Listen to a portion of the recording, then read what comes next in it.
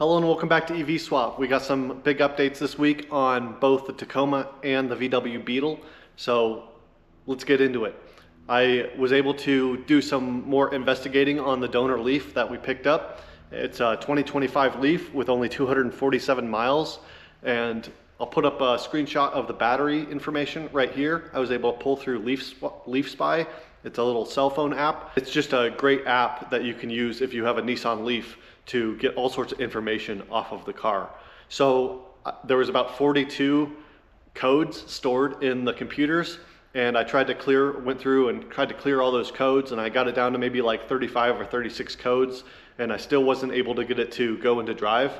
And I think it just has to do with how the airbag's deployed and the crash sensors. I think they're just prohibiting it from going into drive. Like I said, there looks to be no damage to any of the main high voltage components in there. Also, I was able to pull up the battery health and stats, and it was a really big sigh of relief because the battery looks to be perfect. It has a battery health of about 99.5% showing on the app, and you can see on the top of the screen that HX, from what I understand, is the battery health. So excellent. I would actually not be surprised if that climbed up higher than 99.5% as we start to use the vehicle and charge the battery and discharge it and do some cycles on it.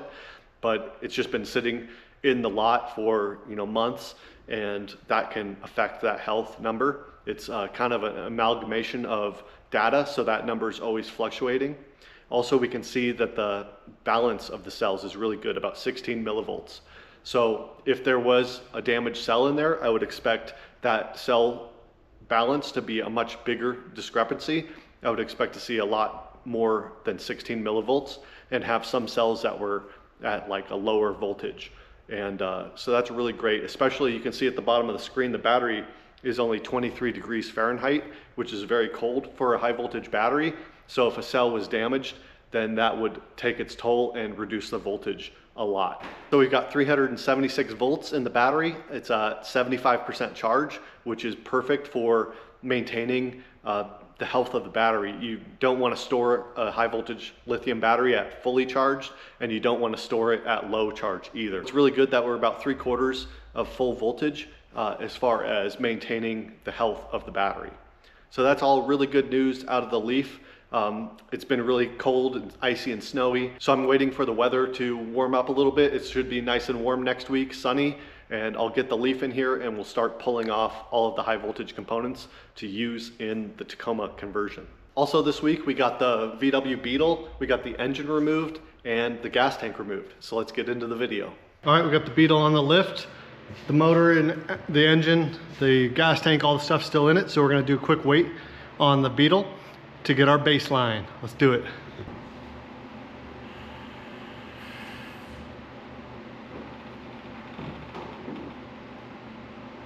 All right, I can't even believe this. It's showing 1,769 pounds.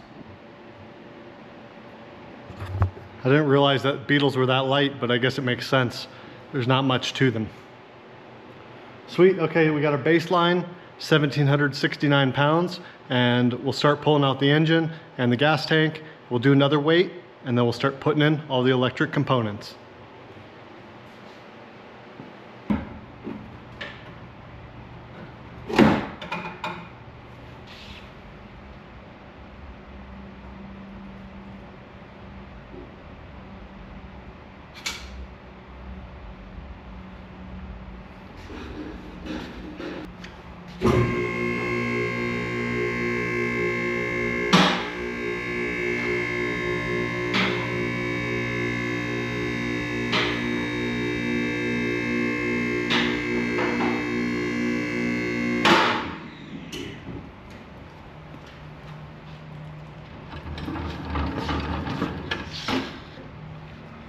All right, we got the engine out of the Beetle.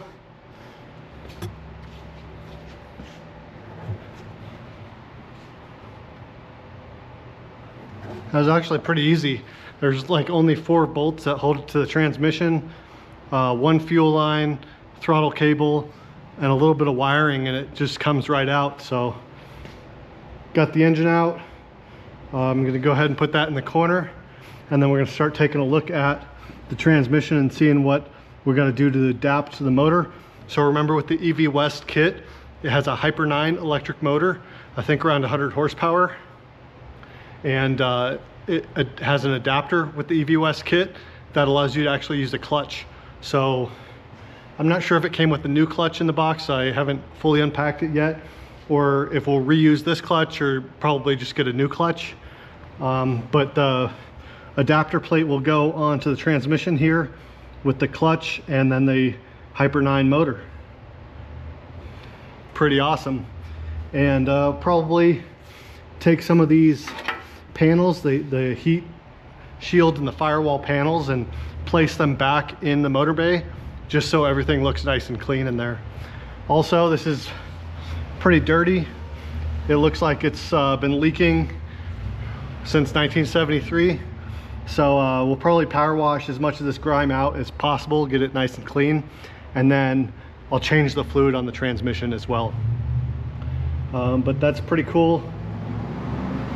The CV drive axles look to be in pretty good shape. They don't look like the boots are torn or they're leaking grease or anything. So hopefully we don't have to touch those CV axles, but we'll take a look at it and see what we come up with. Also, the electric starter motor there, we'll go ahead and remove that. And I'm not sure how much of this wiring in the engine bay we're gonna keep or reuse. Probably the alternator wire will connect to the DC-DC converter output, things like that. And we'll get the wiring buttoned up. But look, there's only one wire here. Looks like this wire here is like literally 5 wires. So there's not a whole lot of wiring in the old Beetle, luckily. So next I'm gonna go ahead up to the front of the vehicle and remove the gas tank. So this is the fuel tank up under the front hood of the VW, and I already drained all the gas out of it. So I just have these 4 little tabs to loosen up and remove the tubes and the fuel lines, and this sucker should come right out. And then it looks like I should clean up all this too, get this grime and grit out of here, make it nice and pretty. But these cars are so simple. It's amazing how simple these Volkswagens are.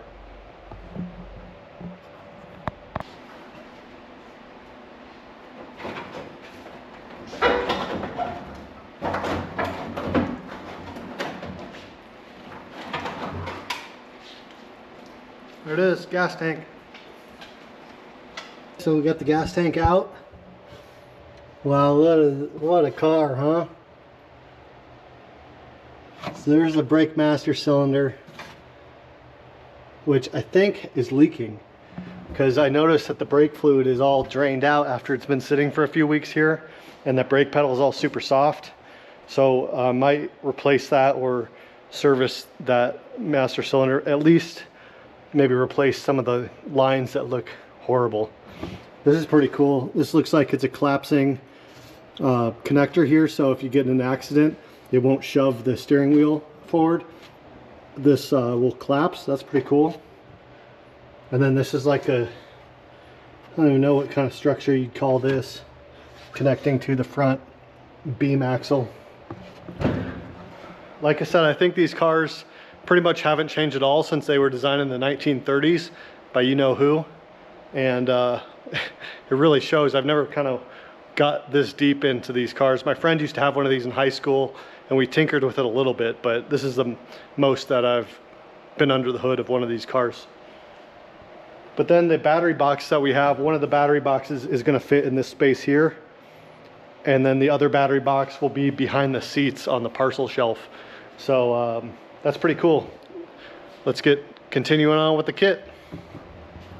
Just a little funny look into the differences between the Tacoma, a newer vehicle, and the Volkswagen.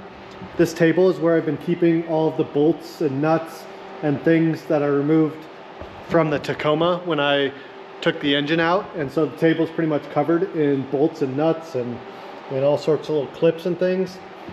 This is all the bolts and nuts I removed when removing the engine from the Volkswagen Beetle.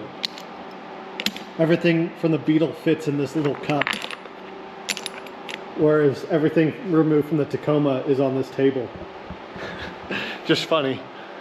We got the Beetle empty, I got the little hood back on here just loose for the weight, but the engine's out of it and the fuel tank's out of the front. So I got the scales and we'll do a quick weight and see how much the Beetle weighs empty.